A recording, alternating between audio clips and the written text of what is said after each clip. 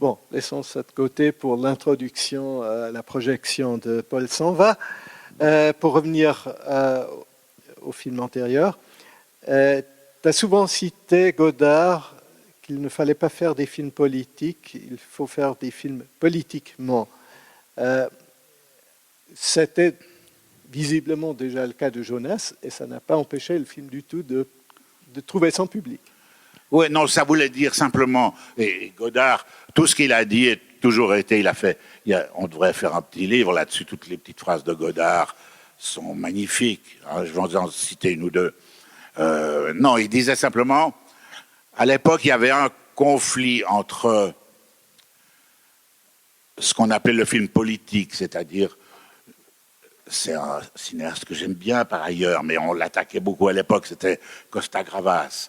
C'est-à-dire qu'il faisait des films narratifs, grand public, avec un thème politique, c'est vrai. Alors que nous, on disait, non, il ne faut pas faire des films hollywoodiens politiques. Faire politiquement des films, ça voulait dire inscrire la politique dans l'écriture filmique, transformer l'écriture filmique. Alors évidemment, on perd beaucoup de spectateurs, c'est vrai. Mais on transforme l'écriture filmique pour des raisons politiques, hein, c'est-à-dire qu'on casse à l'époque on disait on veut casser Hollywood, Cinecittà, Boulogne-Billancourt et Mosfilm. Voilà, il faut qu'on casse le cinéma qui sort de ces usines et qu'on le fasse autrement. Voilà, c'est ça que ça voulait dire. Et autrement, ça voulait surtout dire un travail sur le plan, sur la durée. Un travail sur l'écriture filmique, ça pouvait être ce qu'on voulait, ça dépendait des gens. Moi, j'aime beaucoup, je me suis beaucoup intéressé au travail de Godard. Aucun de mes films ne ressemble absolument pas à ce qu'il faisait, mais il a été le grand inventeur de forme de la deuxième moitié du XXe siècle dans le cinéma. Il était inévitable qu'on aille voir un peu ce qui se passe. Hein, ça aurait été absurde. Et il se passait des choses formidables. Bon, je citais la longueur du plan.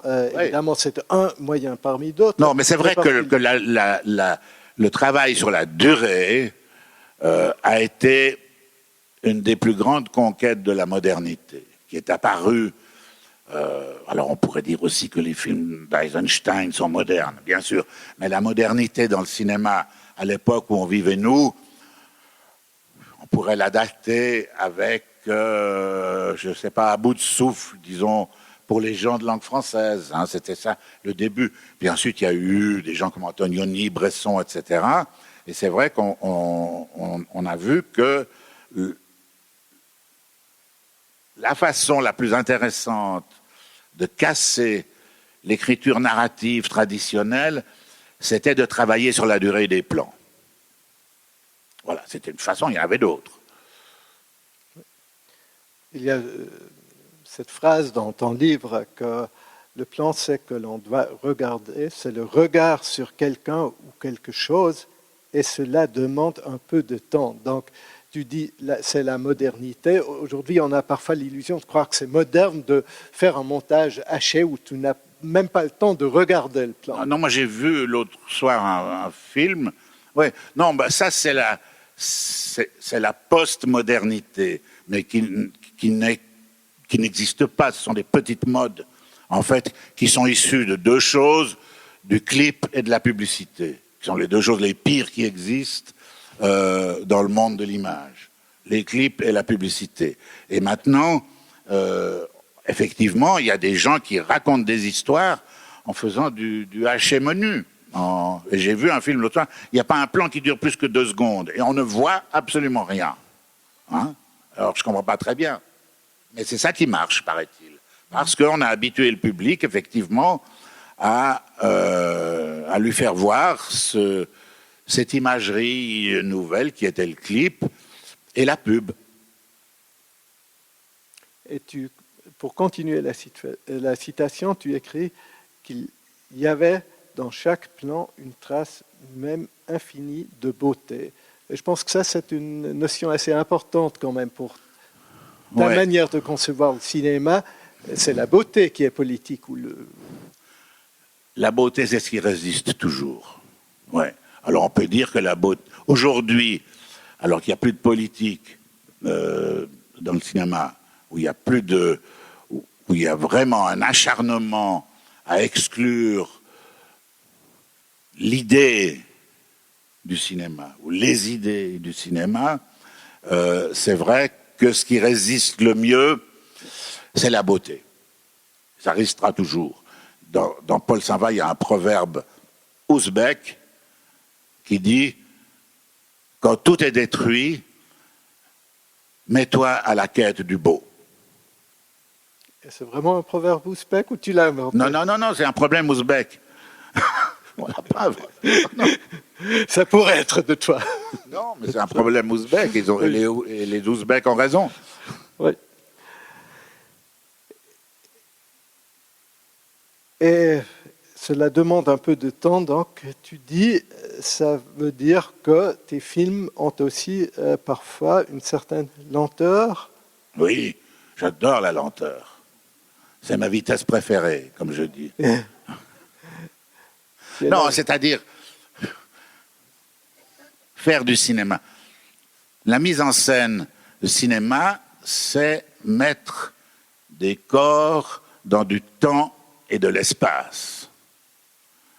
Et puis en espérant que ces corps, on puisse leur donner une âme.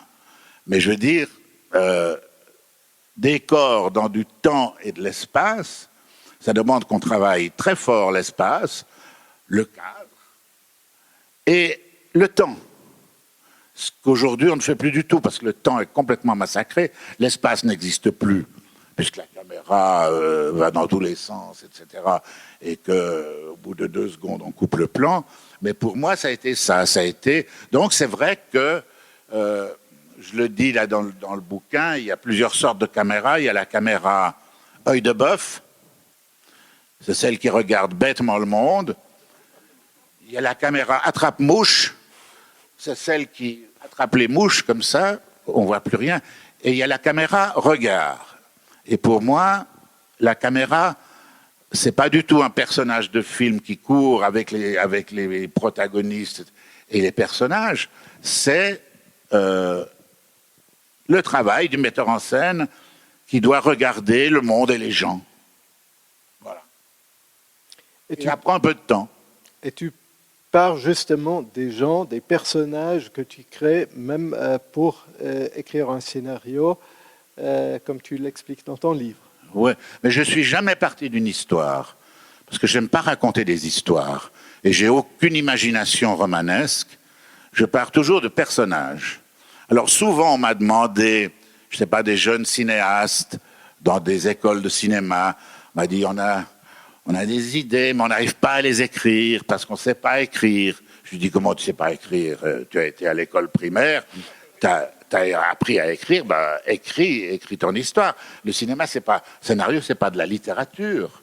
C'est simplement un canevas sur lequel on va ensuite travailler pour faire un film. Alors, moi, je pars toujours du personnage parce que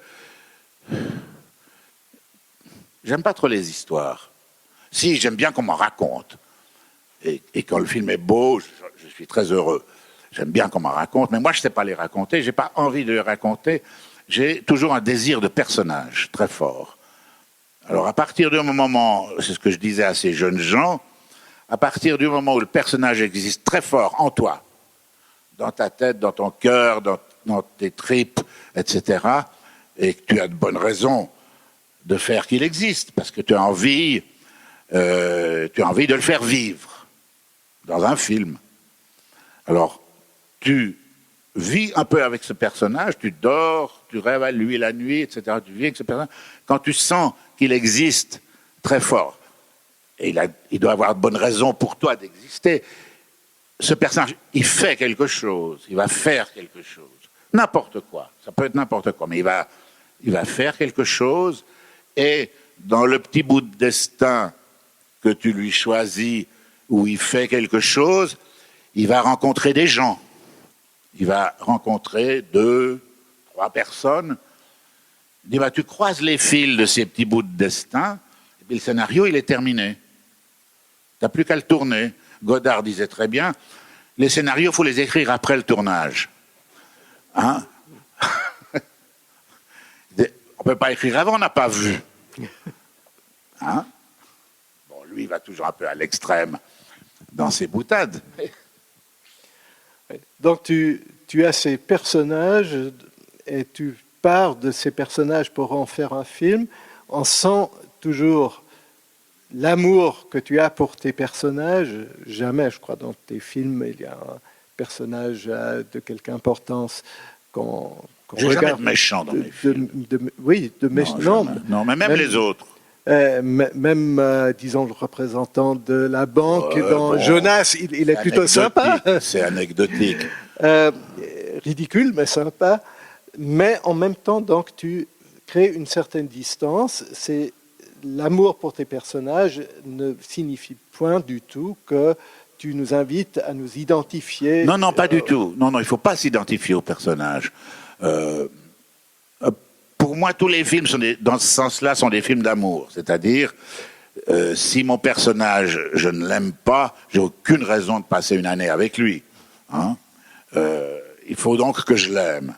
Donc, effectivement, il y a une relation amoureuse entre lui et moi, et j'ai pas du tout envie de faire des films sur je sais pas, des escrocs, des assassins, non, je veux faire des films sur des personnages qui ont quelque chose à nous raconter. Quoi que ce soit. Voilà. Et la distance, donc, elle se crée d'une part, évidemment, par cette ironie poétique, parfois aussi par des commentaires, par des citations, par des mouvements de caméra très voulus. Ouais, il y a toutes sortes de possibilités pour effectivement créer cette distanciation. Une porte plus particulièrement sur la parole, avec effectivement des citations qui viennent de l'extérieur, et l'autre porte sur la technique, sur la façon d'utiliser la technique, dont essentiellement l'agent principal de la technique, c'est la caméra. La caméra, c'est le regard. Pour moi, toutes ces choses sont devenues, j'ai plus besoin d'y penser, mais même depuis le départ, c'est devenu quelque chose de complètement naturel, en quelque sorte. Je ne sais pas, comme un peintre, est-ce qu'il pense beaucoup à ce qu'il fait? Non, naturellement, je pense que ça lui vient. Ça lui vient dans les doigts, ça lui vient dans la tête, ça arrive sur la toile, etc. Donc je me suis jamais forcé à me dire il faut que je fasse comme ça parce que c'est comme ça qu'il faut faire. Jamais, une seconde. J'ai fait ce que j'avais envie de faire quand j'avais envie de le faire. Il ne faut pas non plus faire comme si. Ah non. Alors ça, c'est peut-être, il faudrait peut-être traduire, je ne sais pas pour ceux qui n'ont pas de langue française. Non, je dis, il ne faut pas faire comme si, il faut faire comme ça. Faire comme si, ça veut dire, il y a forcément une part de mensonge.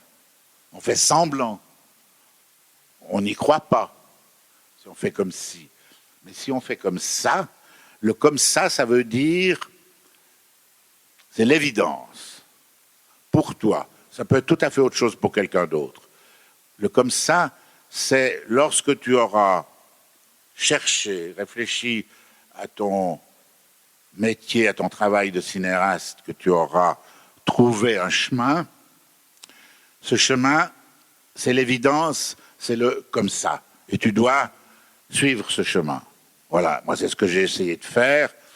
C'est comme disait Jean-Marie Straub, vous allez présenter bientôt les films, quelqu'un lui avait demandé qu'est-ce que vous faites, ce cinéma un peu bizarre, qu'est-ce que vous avez cherché à faire avec le cinéma? Il a dit, moi, j'ai simplement été un fidèle serviteur de mon art.